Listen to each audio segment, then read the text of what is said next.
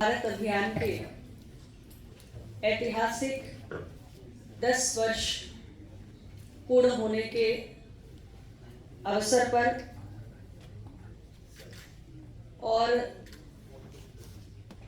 हमारे देश की दो महान विभूतियों के जन्म जयंती के अवसर पर मैं सबसे पहले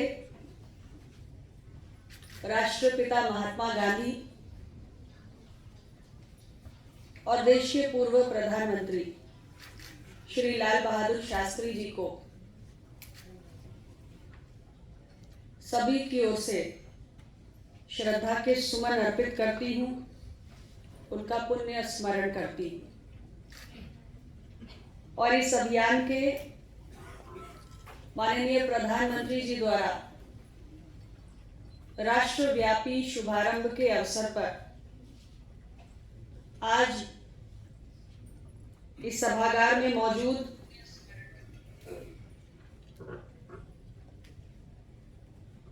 माननीय विधायक डॉक्टर आर.के. पटेल जी, इस संस्थान के निदेशक पद्मश्री डॉक्टर आर.के. धीमान जी,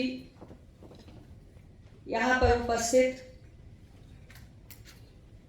डॉक्टर संजय धीरज जी, डॉक्टर वी.के. पालीवाल जी, डॉक्टर राजेश हर्षवर्धन जी, कर्नल वाजपेयी जी, श्री प्रकाश जी, मौजूद सभी हमारे फैकल्टी, सभी स्टाफ, सभी स्टूडेंट्स और मेरे साथ यहाँ चलकर आए सभी अपना दल के कार्यकर्ता और नेतागण, मैं आज के इस ऐतिहासिक अवसर पर आप सभी को बहुत ढेर सारी शुभकामनाएं और बधाई देना चाहती हूँ। आज देश के लिए एक महत्वपूर्ण दिन है। हमारी सरकार का ये तीसरा कार्यकाल है। 10 वर्ष पहले माननीय प्रधानमंत्री जी ने इस राष्ट्रव्यापी अभियान की शुरुआत की और हम सबके लिए यह अत्यंत गौरव का विषय है कि हमने 10 वर्षों के एक सफलतम कार्यकाल को पूर्ण किया है। किंतु जैसा माननीय प्रधानमंत्री जी के उद्बोधन में आप सभी ने सुना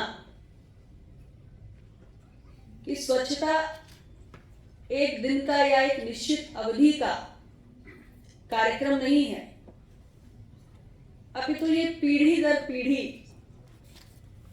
और हमारी पूरी जीवन यात्रा में हमारे साथ चलने वाला एक संस्कार है। और इस दृष्टि से स्वच्छ भारत अभियान भी हमें लगातार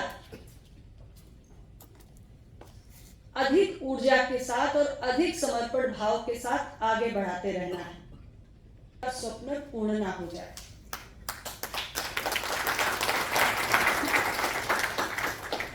आज मुझे आप सबके बीच ये कहते हुए प्रसन्नता है कि इन 10 वर्षों में हमने अनेक उपलब्धियों को हासिल किया है और जिसमें सबसे महत्वपूर्ण बात है में जो सराहनीय योगदान किया, आज पूरा अंतरराष्ट्रीय जगत उसको देख भी रहा है और उसको रिकॉग्नाइज भी कर रहा है। हमने न केवल आम जनमानस के दृष्टिकोण सांस्कृतिक बदलाव भी किया, एक कल्चरल शिफ्ट को भी प्राप्त किया, जहां देश का हर सामान्य व्यक्ति, हर सामान्य नागरिक आज ये महसूस करता है कि स्वच्छता हम सभी का व्यक्तिगत रूप से दायित्व है और देश के प्रति हमारा कर्तव्य कि अगर कहीं गंदगी है, कहीं स्वच्छता का अभाव है, तो आगे बढ़कर हमें इसकी जिम्मेदारी लेनी है। और माननीय प्रधानमंत्री जी ने जब भी किसी अभियान की शुरुआत की है तो हमेशा एक बात कही है कि राष्ट्र के प्रति अगर किसी संकल्प को पूर्ण करना है तो ये एक महायज्ञ के स्वरूप है, जिसमें 140 करोड़ भारतीयों को मिलकर आहुति देनी है। ये कोई सरकारी कार्यक्रम नहीं है और केवल प्रशासनिक तंत्र के प्रयासों से हम इसे सफल बना पाए ऐसा संभव नहीं है। स्वच्छ भारत अभियान की जब शुरुआत हुई तब भी माननीय प्रधानमंत्री जी ने कहा कि राष्ट्र को स्वच्छ बनाने का संकल्प यदि पूर्ण करना है तो करोड़ों करोड़ भारतवासियों को इसमें अपनी भागीदारी सुनिश्चित करनी होगी। तो उस दृष्टि से इन 10 वर्षों में ये जन भागीदारी का सबसे बड़ा आंदोलन बन के उभरा है। ये हमारी सबसे बड़ी सफलता है। भारत अभियान का दायरा बहुत व्यापक है, बहुत विस्तृत है। उद्बोधन को सुना और हमने ये देखा कि इसके कितने दूरगामी परिणाम देखने को मिल रहे हैं। अंतर्राष्ट्रीय स्तर पर यदि शोध हो रहे हैं तो उसमें पाया जा रहा है कि डिजीज बर्डन में कितनी कमी आई है इस स्वच्छ भारत अभियान के जरिए।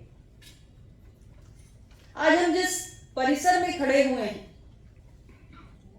मुझे याद है जब हमारे प्रधानमंत्री जी ने इसकी शुरुआत की थी तब उन्होंने कहा था कि स्वच्छ भारत अभियान के तहत हमें सारे पब्लिक प्लेसेस को स्वच्छ रखना है और उस दृष्टि से हमारी पब्लिक हेल्थ फैसिलिटीज बेहद महत्वपूर्ण है, जहां हजारों लोगों का, लाखों लोगों का रोज का आना जाना है।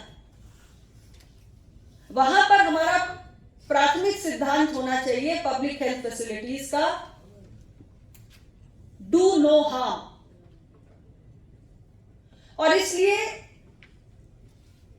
पिछले 10 वर्षों की यात्रा में अगर मैं स्वास्थ्य की दृष्टि से बात करूं तो हमारे हॉस्पिटल प्रेमाइसेस में हर स्तर पे हमने इन्फेक्शन प्रिवेंशन एंड कंट्रोल पे बहुत जोर दिया है और हमने इस पूरे इन्फेक्शन प्रिवेंशन और कंट्रोल की जो हमारी मुहिम है इसको समय के साथ और मजबूत किया है और स्ट्रेंथन किया है। अब हमारे पास एक आईपीसी कैरिकुलम है और उस कैरिकुलम के माध्यम से हम अपने हेल्थ केयर वर्कर्स की एक स्टैंडर्डाइज ट्रेनिंग कर रहे हैं कि जिससे हमारे हॉस्पिटल फैसिलिटीज जो हैं उनमें हम इन्फेक्शन प्रिवेंशन और कंट्रोल ज्यादा से ज्यादा कर सके। और अगर मैं केवल स्वास्थ्य की ही दृष्टि से बात करूं तो माननीय प्रधानमंत्री जी और अन्य वक्ताओं ने भी डायरिया का उल्लेख किया। इस वर्ष आपने यदि ध्यान दिया हो तो भारत सरकार के स्वास्थ्य मंत्रालय द्वारा जो हमारा डायरिया कैंपेन चलाया जाता है, स्टॉप डायरिया कैंपेन जो हमने चलाया, उसकी अवधि भी हमने बढ़ाई और उसकी जो हमारी एक प्रमोशनल लाइन थी उस पर यदि आपने ध्यान दिया हो तो डायरिया की रोकथाम, सफाई और ओआरएस से रखें अपना ध्यान। यानी स्वच्छता का कितना बड़ा योगदान हो सकता है और यह अभियान हमारा किस हद तक सफल है। अभी आपने इस संबंध में बहुत सारी बातों को सुना। यहां बहुत सारी हमारी बेटियां बैठी हुई हैं। हमारे देश के अंदर एक बहुत बड़ी चुनौती हुआ करती थी, जो नेशनल फैमिली हेल्थ सर्वे हमारा आता है, उसमें लगातार ये देखा गया कि जो देश की बेटियां हैं, किशोरियां हैं, महिलाएं हैं, उनके पास सैनिटरी पैड्स की अवेलेबिलिटी नहीं है। हमारी सरकार ने वहां तक सोचा कि हमें मेंस्ट्रुअल हाइजीन को बढ़ावा देने के लिए क्या प्रयास सरकारी स्तर पे करने हैं और उसके 3 पहलू थे कि देश की किशोरियों में, देश की बेटियों में, देश की आधी आबादी में हमें मेंस्ट्रुअल हाइजीन के प्रति अवेयरनेस भी बढ़ानी है। सैनिटरी पैड जैसी एक बेहद जरूरी चीज ये हमें उन्हें उपलब्ध भी करानी है और तीसरी बात उसके एनवायरमेंट फ्रेंडली डिस्पोजल की भी हमें चिंता करनी है। भारत सरकार ने जन औषधि केंद्रों की बड़ी संख्या में निर्मित की। 2014 से पहले हमारे देश में मात्र 80 जन औषधि केंद्र हुआ करते थे। प्रधानमंत्री जी ने इस मुहिम को भी आगे बढ़ाया और हमारे पास आज 13,000 से अधिक जन औषधि केंद्र है देश के कोने कोने में, जिसे हमें 25,000 तक लेकर जाना है। केंद्रों में सस्ती और गुणवत्तापूर्ण दवाएं तो कम दामों पर उपलब्ध है ही। हमारी बेटियों के लिए, महिलाओं के लिए मेंस्ट्रुअल हाइजीन को सुनिश्चित करने के लिए 1 रुपए की कीमत वाला सुविधा सैनिटरी नैपकिन भी उपलब्ध है, जिसका देश भर की बेटियां आज उपयोग कर रही हैं। और इससे महिलाओं के स्वास्थ्य पर कितने दूरगामी परिणाम होंगे, ये आप सबसे, हेल्थ फ्रैटर्निटी से, मेडिकल फ्रैटर्निटी से बेहतर कोई नहीं समझ सकता। हमारे मंत्रालय के अधीन FSSAI काम करता है, food safety standards authority of India. हमारे देश की एक संस्कृति है, हम कोने कोने में चले जाएं देश के, कुछ ना कुछ स्ट्रीट फूड हमेशा मिलता है, कहीं भी जाइए, हमारे यूपी में और देश के तमाम राज्यों में। और हमारे देश के लोग स्ट्रीट फूड को बहुत पसंद भी करते हैं, हम सब खाते हैं। लेकिन वो स्ट्रीट फूड अच्छी क्वालिटी के साथ साथ हाइजीनिक हो, साफ स्वच्छ हो, इसकी चिंता FSSAI ने की है। और लगातार देश के कोने कोने में जो स्ट्रीट फूड वेंडर्स हैं, उनके स्टैंडर्डाइज्ड ट्रेनिंग प्रोग्राम्स, उनके प्रशिक्षण के कार्यक्रम हम लगातार चला रहे हैं, ताकि हमारे देश के लोगों को साफ सुथरा स्वच्छ स्ट्रीट फूड उपलब्ध हो। ऐसे एक नहीं, तमाम प्रयास हमारे मंत्रालय द्वारा तो किए ही गए हैं, लेकिन हमारी सरकार होल ऑफ गवर्नमेंट अप्रोच में विश्वास करती है। हमारा कोई भी कार्यक्रम आइसोलेटेड तरीके से एक मंत्रालय के माध्यम से कभी भी संचालित नहीं किया जाता है। ये एक बहुत बड़ा कार्य संस्कृति का बदलाव है जो मोदी की सरकार ने किया। और इसलिए जब हम स्वच्छ भारत अभियान की भी बात करते हैं, तो हमारे बहुत सारे मिनिस्ट्रीज मिलकर एक होल ऑफ गवर्नमेंट अप्रोच के जरिए इस अभियान को आगे बढ़ाने में लगे हैं। स्वास्थ्य मंत्रालय भी उसके लिए काम कर रहा है, हमारा अर्बन डेवलपमेंट एंड हाउसिंग भी उसके लिए काम कर रहा है, हमारा जल शक्ति मंत्रालय भी उसके लिए काम कर रहा है, और जितने अलग अलग मंत्रालय हैं। अभी आपने देखा माननीय प्रधानमंत्री जी ने बहुत सारी परियोजनाओं का शिलान्यास किया, उसमें हमारे कंप्रेस्ड बायोगैस प्लांट्स भी हैं। तो हमारे अलग अलग मंत्रालय सभी मिलकर होल ऑफ गवर्नमेंट अप्रोच के नजरिए से एक लक्ष्य प्रति संकल्पित होकर स्वच्छ भारत अभियान को आगे बढ़ा रहे हैं। जब हम बात करते हैं स्वच्छ भारत अभियान की, तो केवल साफ सफाई इतनी ही बात नहीं करते। हमने देश के ग्रामीण इलाकों में, शहरी इलाकों में करोड़ों की संख्या में टॉयलेट्स बना के सैनिटेशन कवरेज को बढ़ाया। और खासतौर से देश के ग्रामीण इलाकों में टॉयलेट की एक्सेस कितनी बड़ी समस्या है, इससे हम सब परिचित हैं। आज हम कल्पना कर सकते हैं कि करोड़ों लोगों का जीवन कितना आसान हुआ है, क्योंकि एक बहुत ही बुनियादी सुविधा जिसे हम कहते हैं शौचालय, वो भी लोगों के पास जब उपलब्ध नहीं होता था, पीढ़ियां निकल गई, आज उनके पास वो उपलब्ध है। लेकिन टॉयलेट से आगे बढ़कर, कूड़े कचरे को हटाने से आगे बढ़कर हम solid waste management, liquid waste management के इंफ्रास्ट्रक्चर के निर्माण पर भी काफी हद तक आगे बढ़े हैं, रूरल एरियाज में भी और अर्बन एरियाज में भी। और वेस्ट से वेल्थ, इस पर भी हमने आगे बढ़ के काम किया है। कूड़े कचरे से आज हम इलेक्ट्रिसिटी जनरेशन तक पहुंच गए। तो हमारे लिए ये कूड़ा कचरा जो इतनी सारी समस्याएं लेकर आता है, उससे हम वेल्थ जनरेशन भी कर सकते हैं। इस विचार को भी लेकर इन 10 वर्षों में भारत बहुत तेज गति से आगे बढ़ा है। और हमारी लगातार कोशिश है कि अभी तक जो हमने प्राप्त किया है, हमें वहीं रुक नहीं जाना है, उसे तो हमें बनाए रखना ही है।